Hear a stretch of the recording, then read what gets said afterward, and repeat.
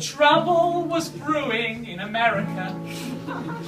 The stock market went crash bang wallop, and so did the Japanese too. You see, the Japanese sold a lot of silk to the States, and they were making a bag full of money. But very soon, Emperor Hirohito was given the bad news: we can no longer afford your silk. Big problems ensued in Japan. 1 in 2 factories closed down. The Japanese thought, what are we to do? And then someone in the army had the solution.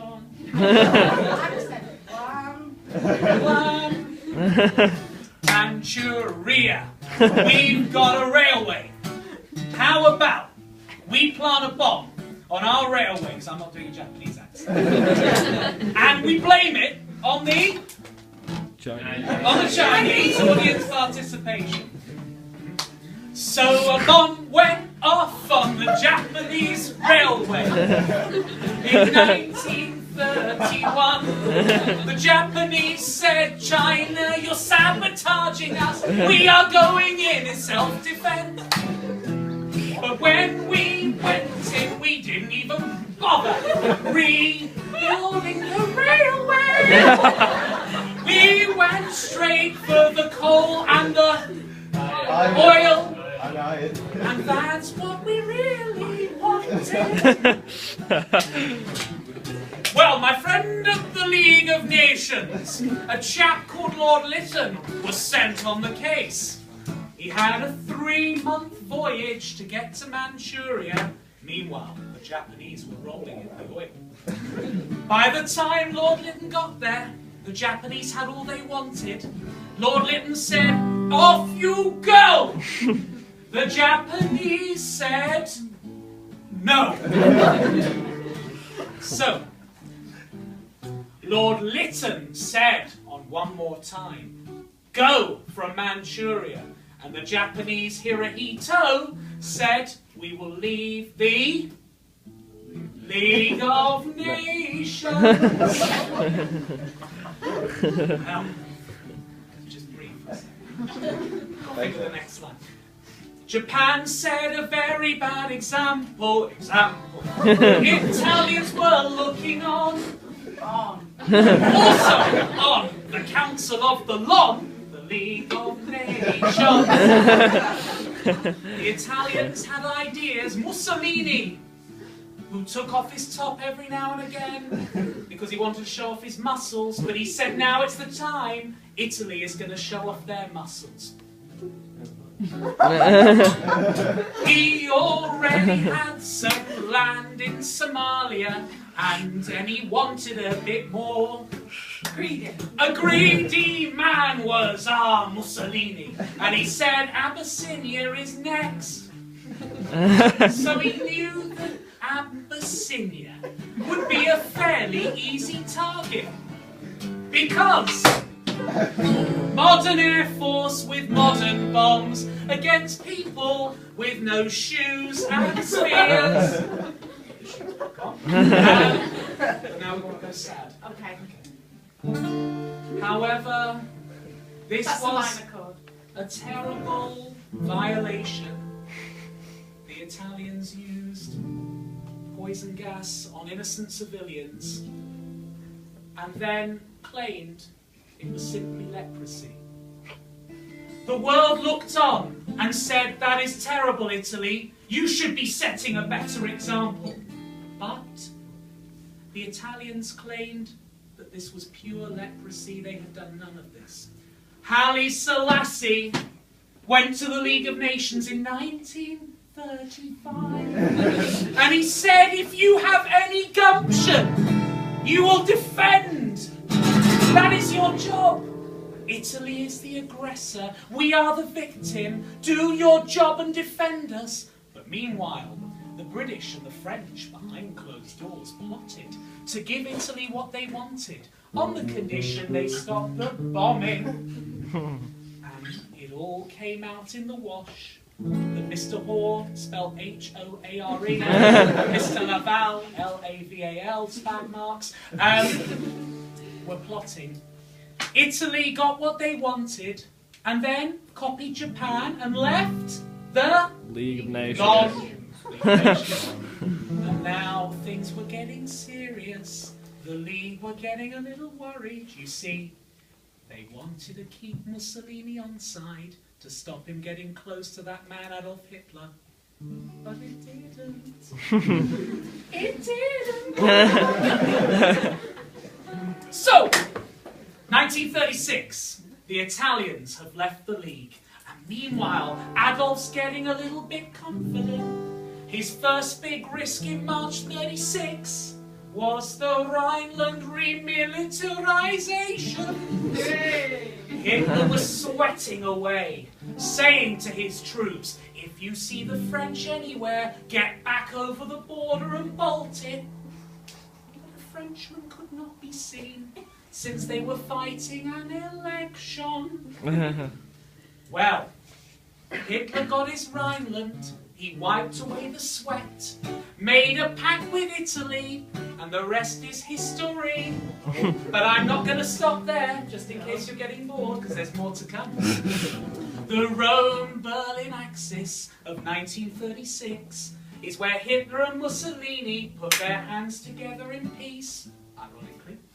Then the Japanese in the Far East, another naughty power, joined in 37 in the anti-Comintern Pact. I can't really get that to rhyme.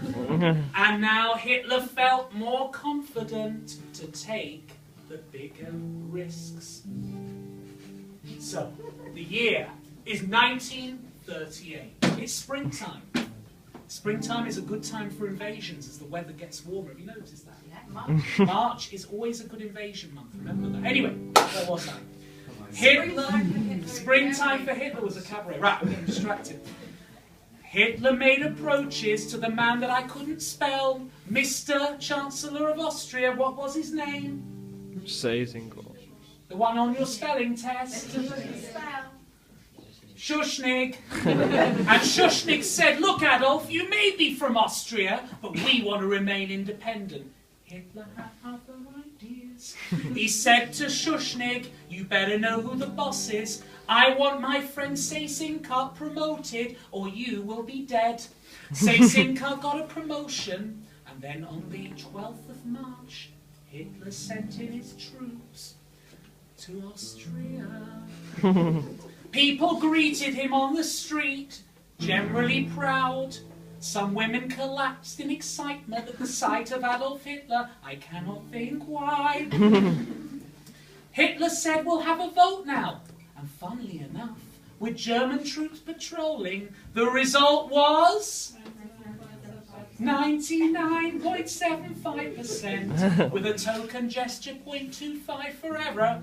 But there you go, the Austrians wanted Adolf, and Lord Halifax said, the British Foreign Secretary, there's more of this accent to come, Hitler is simply walking into his own backyard. But then my friend Neville comes along the scene, and this is the bit I've been waiting for, to bore you to smithereens.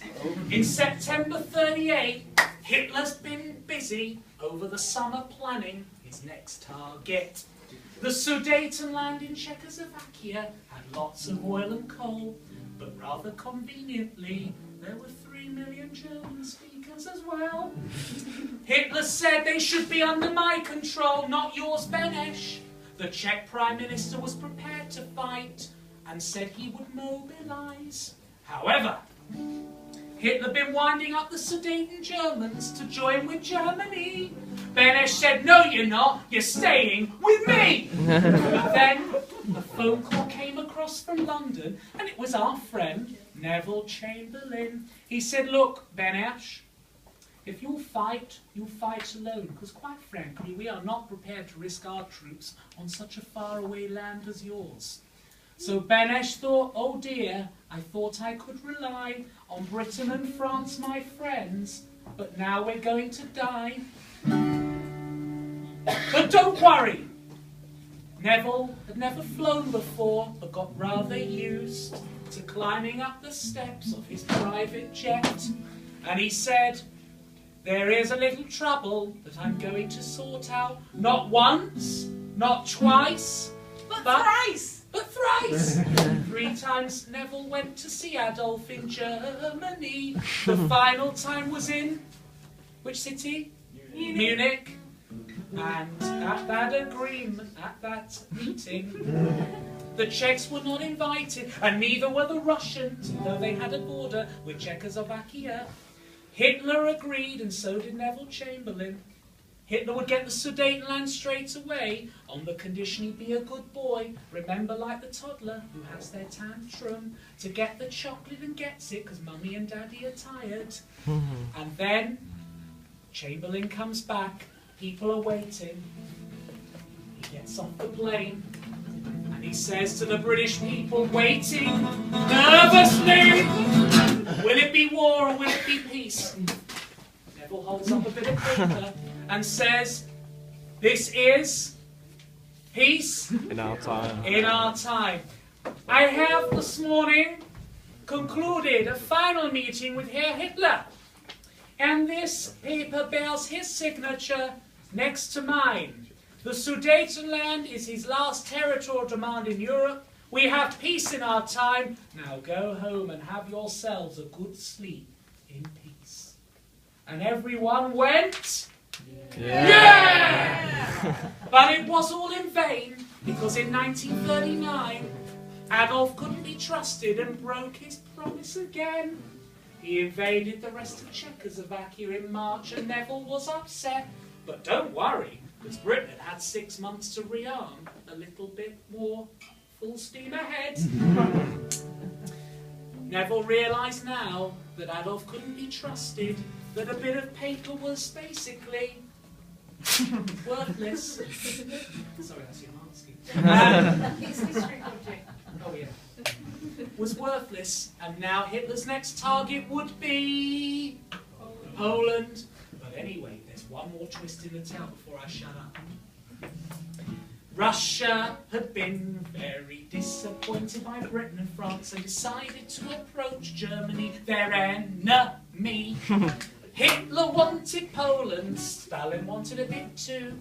And on the 23rd of August 1939, the deal was done.